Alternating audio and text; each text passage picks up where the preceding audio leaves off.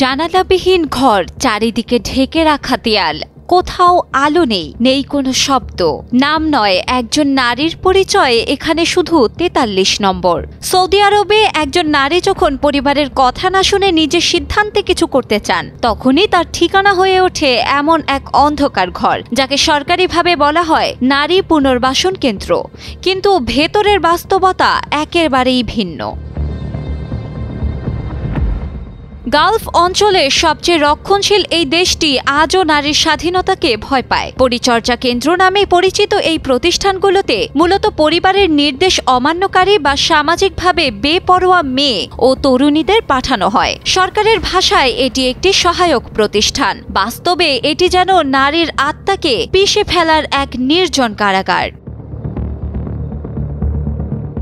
British দৈনিক পত্রিকা the গার্ডিয়ানে প্রকাশিত এক অনুসন্ধানে উঠে এসেছে, এসব কেন্দ্রে মেয়েদের দিনের পর দিন রাখা হয় পরিবারের সম্মতিতে মুক্তির কোনো উপায় ছাড়াই। অনেকেই জানায় শারীরিক নিপীড়ন, মানসিক নির্যাতন এবং সমাজ থেকে সম্পূর্ণ বিচ্ছিন্ন জীবন তাদের ধ্বংস করে দেয়। এক কিশোরী বলেন, আমি জানি না এখানে কতদিন আছি, শুধু জানি আমি আর আগের আমি নেই।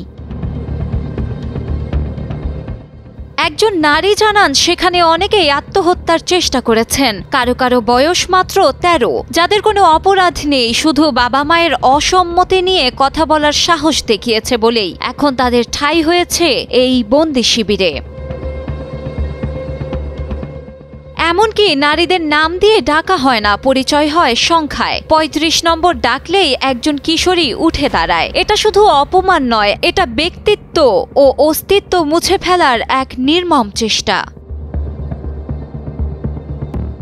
সৌদি সরকার যদিও এসব অভিযোগ অস্বীকার করে বলছে এটি শিক্ষা ও পুনর্বাসন কেন্দ্র, তবু আন্তর্জাতিক মানবাধিকার সংগঠনগুলো বলছে এটি নারীর বিরুদ্ধে একটি পর্দার আড়ালে পরিচালিত নিপীড়ন যন্ত্র।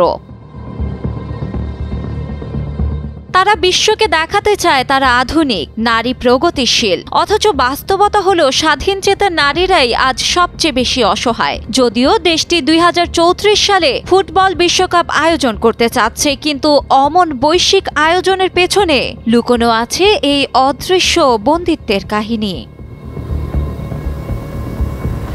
ডেস্ক রিপোর্ট, সময়ের আলো।